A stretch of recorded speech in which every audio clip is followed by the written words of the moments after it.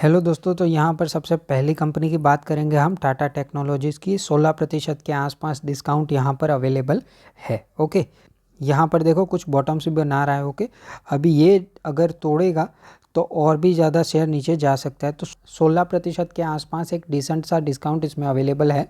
किसी के पास एक भी क्वान्टिटी नहीं है और नज़र में रखना चाहता है तो रख सकता है। ओके, नेक्स्ट कंपनी की बात कर लेते हैं। यहाँ पर हम अभी इजी ट्रिप प्लानर, ओके, ये कंपनी की बात कर रहे हैं। यहाँ पर हम अभी देखो ये शेयर अभी भी यहाँ हाई से 44% के आसपास डाउन चल रहा है। ये कंपनी अभी भी अपने हाई से 44% डाउन चल रही है। ओके, और यहाँ पर जो इसका सपोर्ट है वो 38 समथिंग के आसपास है और सेकंड सपोर्ट 37, बहुत नज़दीकी सपोर्ट है इसका। ओके, और ये अभी चल रही है 41.40। किसी के पास ट्रैवलिंग सेक्टर में एक्सपोजर देना है तो इस पर नज़र बनाकर रख सकता है। और इसका जो रेजिस्टेंस है वो 45 के आसपास अवेलेबल है। ओके, अच्छी कंपनी है, बुरी कंपनी नहीं है यहाँ पर। ओके, देखो इसके मार्जिन्स थोड़े ज़्यादा गिर गए थे क्योंकि इस कंपनी ने डिस्काउंट बहुत ही हैवी दिया था अपने कस्टमर्स को। ओके, तो इसकी सेल्स बढ़ी थी लेकिन प्रॉफिट के मार्जिन कम हुए थे, वो हम प्रॉफिट एंड लॉस अकाउंट में देख लेते हैं। ओके, और नाउ देखो यहाँ पर बोर्ड ने अप्रूव कर दिया है 1000 करोड़ की फंड रेजिंग करेंगे। ओके,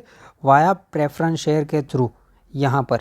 सो ये एक अच्छी कंपनी है। ओके, और फंड रेजिंग सबसे बड़ा इंपॉर्टेंट एक्सपेक्ट होती है कंपनी के लिए। तो ये इजी ट्रिप प्लानर काफ़ी अच्छी कंपनी है। ओके, जब इसके मार्जिन्स इंप्रूव कर जाएंगे तब कंपनी अच्छी खासी परफॉर्म करेगी और आगे भी बढ़ेगी।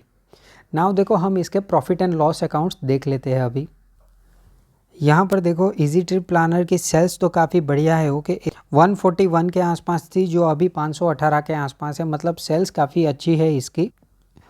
बट देखो जिस तरीके से सेल्स बढ़ रही है उस तरीके से प्रॉफिट यहाँ पर नहीं बढ़ पा रहा है। ओके, इसीलिए थोड़ा सा इसमें दिक्कत वाला सीन है। But profit overall year on year basis पर ग्रोइंग है। क्वार्टर ऑन क्वार्टर में थोड़ी सी गिरावट दिखाई दे रही है, इसके लिए शेयर में दिक्कत है। नाउ देखो शेयर होल्डिंग पैटर्न्स में प्रमोटर के पास 65.54% की हिस्सेदारी है। एफआईआई के पास देखो 2.30%, डीआईआई के पास 2.42% और पब्लिक के पास यहाँ पर हिस्सेदारी है 29% के आसपास। बट यहाँ पर देखो एक देखने वाली बात है कि लगातार प्रमोटर अपना माल सेल कर रहे हैं। ओके, यहाँ पर देखो 74.90 था, उसके बाद यहाँ पर देखो 71.30 है और यहाँ पर और भी ज़्यादा गिरावट हुई है हिस्सेदारी में 65.54।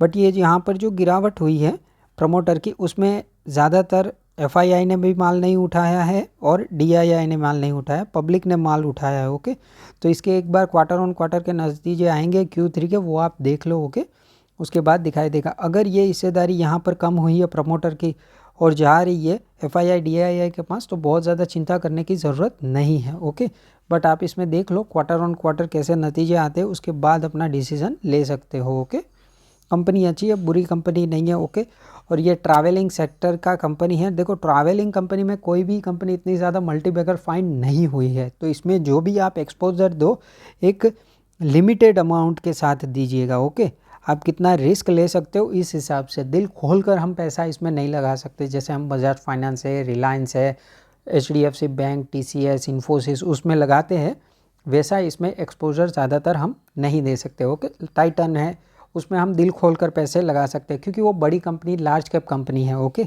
नाउ देखो एक और कंपनी की बात कर लेते हैं। यहाँ पर हम सुमितोमो केमिकल्स। ओके, नाउ देखो 417 के आसपास ये चल रही है। ओके, इसका जो दूसरा यहाँ पर सपोर्ट बन रहा है वो 403 का है, उसके बाद 382 का है। अभी 403 मतलब 400 पकड़ के चलो तो भी चलेगा, अच्छी कंपनी है। ओके, केमिकल सेक्टर से बिलोंग करती है ये सुमितोमो केमिकल।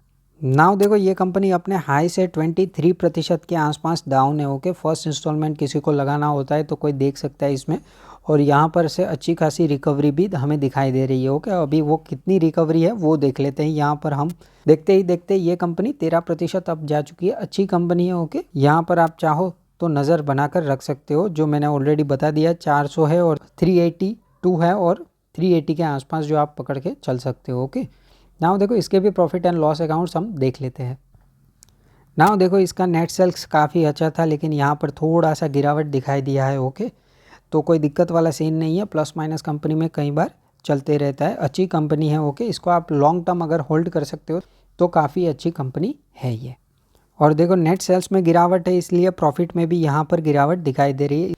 इसीलिए शेयर हमें अभी डिस्काउंट पर दिखाई दे रहा है। कंपनी अच्छी है, बुरी नहीं है सुमितोमो केमिकल्स। नाउ देखो सुमितोमो केमिकल में शेयर होल्डिंग पैटर्न्स काफ़ी अच्छी है। प्रमोटर के पास 75% हिस्सेदारी है। ओके, नियम है कि आप 75 से ज़्यादा हिस्सेदारी नहीं रख सकते हैं प्रमोटर। ओके, FII के पास भी ठीक ठाक हिस्सेदारी है 2.50 के आसपास, और DII के पास 6% और पब्लिक के पास भी हिस्सेदारी है 16.33%। अच्छी कंपनी है सुमितोमो केमिकल। किसी के पास नहीं है तो नज़र में रख सकते हैं अगर केमिकल सेक्टर में, और ख़ास करके एग्रो केमिकल सेक्टर में किसी को एक्सपोजर देना हो तो। ओके, अभी नाउ लास्ट कंपनी की बात कर लेते हैं यहाँ पर हम। ओके, नाउ देखो लास्ट कंपनी की बात कर रहे हैं हम यहाँ पर, रिलैक्सो। ओके, कितना चल रहा है 902 के आसपास यहाँ पर कंपनी चल रही है। ओके, अगर इसका सपोर्ट देखें 893 के आसपास सपोर्ट यहाँ पर है। ओके, उसके बाद नीचे भी काफ़ी सारे सपोर्ट्स अवेलेबल है, लेकिन मुझे नहीं लगता इतना ज़्यादा कंपनी गिरेगी क्योंकि कंपनी बॉटम आउट कर चुकी है। ओके,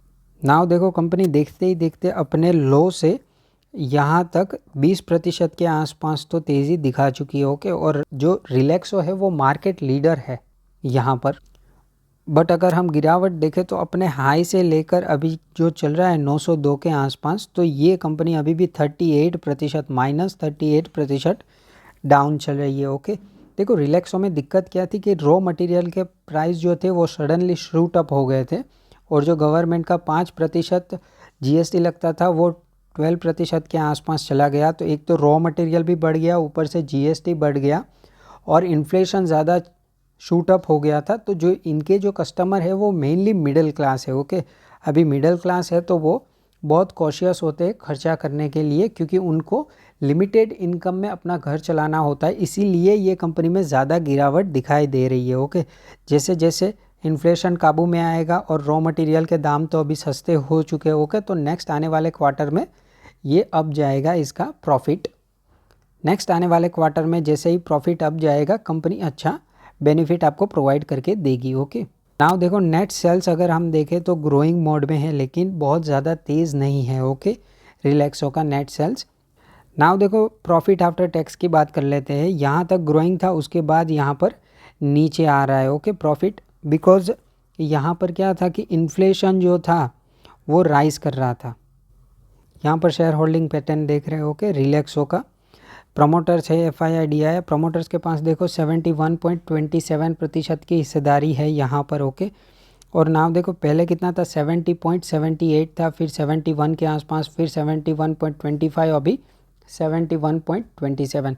लगातार प्रमोटर यहाँ पर माल अपना खरीद रहे। ओके, FII के पास भी हिस्सेदारी है जो उन्होंने प्लस की है 3.24%। DII ने भी थोड़ी ज़्यादा हिस्सेदारी यहाँ पर बढ़ाई है 8.53% के आसपास। पब्लिक से माल छीना गया है यहाँ पर 17%, मतलब कि 16.96% के आसपास है। रिलैक्सो अच्छी कंपनी है। ओके, मार्केट लीडर कंपनी है ये रिलैक्सो।